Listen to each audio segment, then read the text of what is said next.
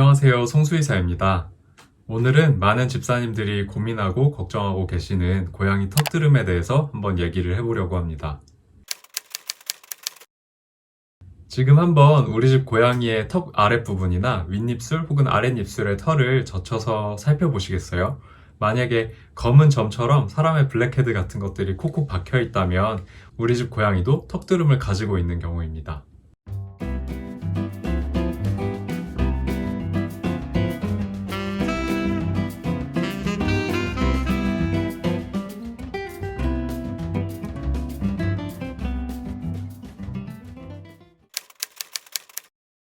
고양이 턱드름은 고양이의 아래턱이나 윗입술 혹은 아랫입술처럼 기름샘이 발달한 부위에 케라틴이 과생성되어서 사람의 블랙헤드처럼 까맣게 보이는 것을 말합니다. 사실 고양이의 턱드름의 원인인 케라틴의 과생성에 대한 원인은 정확하게 밝혀지지는 않았어요. 하지만 합리적으로 추측해 볼 수 있는 원인은 자기랑 맞지 않는 음식이 밥을 먹을 때 턱 밑에 닿거나 아니면 플라스틱 식기류 같은 것이 이제 밥을 먹거나 물을 마실 때 턱 밑을 자극해서 과각화를 일으키는 것으로 예상을 하고 있고요.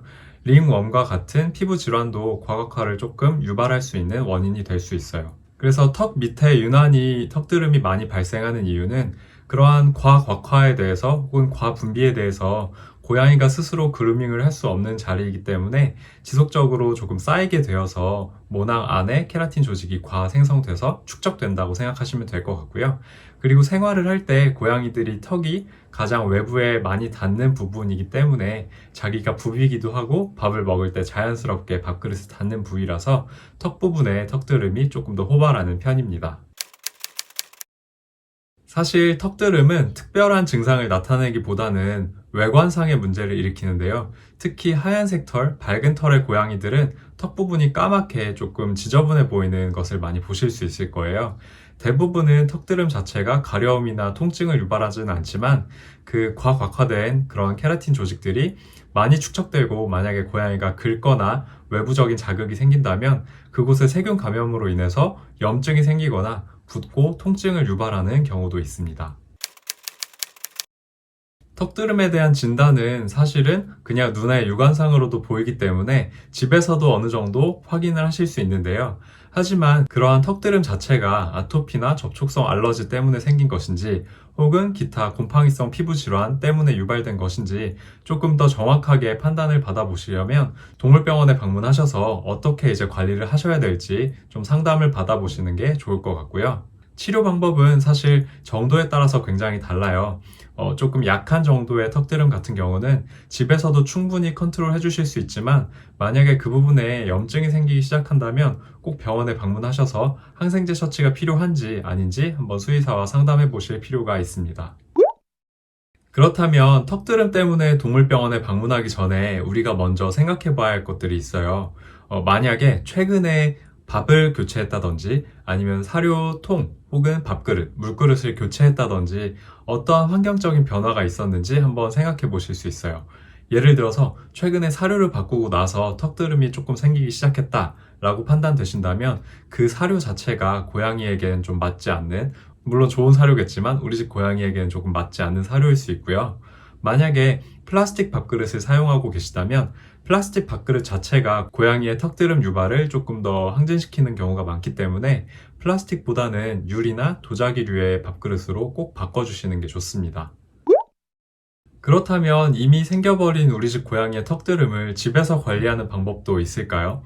예를 들어서 처치가 필요한 경우라면 어떤 소독약을 쓰고 어떠한 연고를 적용해야 되는지는 병원에서 꼭 처방을 받아서 사용하셔야 안전하고요. 집에서 간혹 보이는 턱드름, 소량의 턱드름 같은 경우는 몇 가지 방법으로 케어를 해주실 수 있어요. 첫 번째 방법은 고양이의 그루밍을 도와주시는 거예요.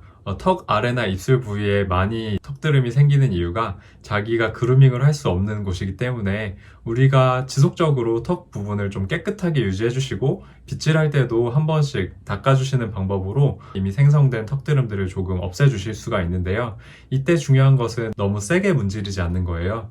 이미 형성된 턱드름이 이제 모공 속에 박혀 있기 때문에 세게 문질러 버리면 그 턱드름 자체가 이제 감염 형태로 바뀔 수 있기 때문에 되도록이면 부드럽게 빗어서 혹은 마사지해서 없애주시되 그 전에 먼저 따뜻한 수건으로 충분히 불리고 모공을 열어주시는 것도 꼭 필요합니다. 그래서 집에서 관리하실 수 있는 방법은 따뜻한 수건으로 일정 시간 동안 턱을 조금 불려서 따뜻하게 유지해 주시고 그 다음에 소독약 등으로 살살 문질러서 닦아주시는 겁니다. 첫 번째는 아까 말씀드렸던 것처럼 플라스틱 식기를 사용하고 계신지 한번 확인해 보는 건데요. 플라스틱 식기는 쉽게 스크래치도 나고 그 부분이 이제 밥을 먹거나 할 때 턱을 자극하는 경우가 많아요. 그래서 되도록이면 플라스틱 식기를 다른 식기로 바꿔주시고, 그리고 밥그릇이 좁은 경우라면 밥을 먹을 때 입이 들어가고 나갈 때 턱 부분이 무조건 밥그릇에 닿게 되어 있잖아요. 그래서 되도록이면 입구가 넓은 밥그릇을 유지해 주시는 게 좋고, 그러한 밥그릇을 사용하시더라도 간혹 가다 보면은 그냥 사료만 계속 부어주시는 경우가 있는데, 주기적으로 되도록이면 매일 밥그릇을 깨끗하게 세정해서 항상 청결하게 유지해 주시는 게 좋고요. 만약에 우리 집 고양이가 페르시안 익스트림처럼 입이 짧아서 밥을 먹을 때 항상 턱이 밥이나 사료에 닿고 습식을 먹으면 입에 항상 묻히고 먹는다면 항상 밥 먹고 나서 혹은 아침 저녁으로 턱 부분을 깨끗하게 닦아주시고 청결을 유지해 주시는 게 가장 중요합니다. 그리고 밥그릇도 우리는 플라스틱 안 쓰고 닿는 것도 생각보다 없고 입도 항상 깨끗한데 이렇게 턱드름이 좀 많이 유발된다라고 생각되시면 고양이들이 대부분 자기가 좋아하는 물건이나 집사의 물건 주변 혹은 가구 주변에 턱을 부비고 다니잖아요. 그쪽 부분에도 항상 좀 청결하게 소독을 해주시는 것도 좋고, 만약에 고양이가 턱을 문지르는 곳에 어떤 좀 자극성이 될 만한 물건이나 표면은 없는지 한번 확인해 보시는 것도 좋을 것 같습니다. 턱드름을 그루밍을 통해서 혹은 따뜻한 수건을 통해서 제거하실 때 부드럽게 해주시는 것도 중요하고 세게 문지르지 않는 것도 중요하지만 이것을 다 없애내야 된다는 그런 강박관념에서 조금 벗어나셨으면 좋겠어요. 턱드름 자체가 문제를 유발하는 경우는 그렇게 크지 않고 건강한 고양이라고 할지라도 어느 정도의 턱드름이 있는 경우가 많거든요. 그래서 이 턱드름을 꼭 하나도 없이 다 빼내야겠어 이런 생각을 가지고 하시다 보면 고양이도 힘들고 오히려 그러한 시도 자체가 문제를 더 크게 유발할 수 있기 때문에 조금 적게 턱드름을 조금 줄여준다는 생각으로 관리를 해주시는 게 좋습니다. 사실 저희 오늘이도 턱드름이 굉장히 심했던 때가 있었어요. 턱 아래가 거의 새까맣게 수염 난 것처럼 턱드름이 심했던 때가 있었는데 그때는 명확한 이유를 제가 알고 있었어요. 기존의 사료에서 어떠한 다른 사료로 변경했을 때 한 사료를 바꾸고 일주일에서 2주일 내로 갑자기 턱드름이 많이 생기기 시작해서 그 사료를 중단하고 원래 기존의 사료로 바꿔주고 나서 약 한 달에서 2달 정도 뒤에 이제 턱드름이 서서히 없어지더니 완전히 없어졌거든요. 물론 그 사이에는 사료를 바꿔주는 것도 있었지만 제가 지속적으로 이제 찜질도 해주고 소독도 많이 해줘서 인위적으로 턱드름을 조금 없애준 것도 있었어요. 그래서 특별한 항생제 처치나 아니면 주사 처치 없이 환경적인 개선만으로도 턱드름을 조금 많이 없애줬었는데요. 이렇게 먼저 턱드름을 빨리 발견하셨다면 어떤 원인이 있을까를 먼저 생각해 보시고 그것부터 개선해 주시면 대부분 쉽게 개선되는 편이에요.